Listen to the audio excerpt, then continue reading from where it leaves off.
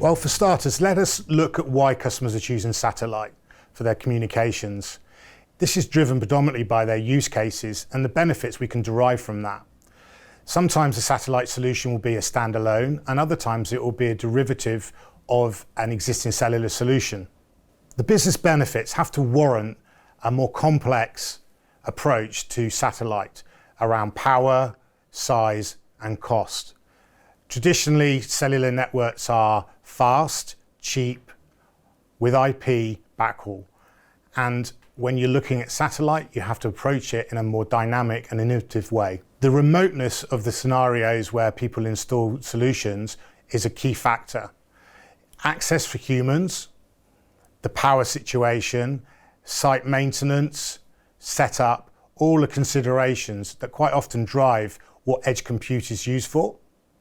Within Viasat, we have an ecosystem of partners and capability providers that allow us to drive our customers' opportunities and business benefits. They provide things such as power, hardware, and middleware solutions, including user interfaces, and in our particular case, security.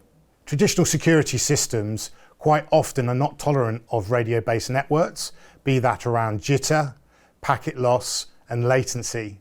And quite often the overhead of the data is prohibitive when you're paying higher rates for your data transfer. Geostationary satellites are 30,000 plus kilometers away from the Earth, and the latency can be up to a second. We need to find solutions for security that allow for that latency to be taken into account and can tolerate it. Customers are also looking for a security solution that does not create significant overhead in the data use and also does not perpetuate a large edge compute capability.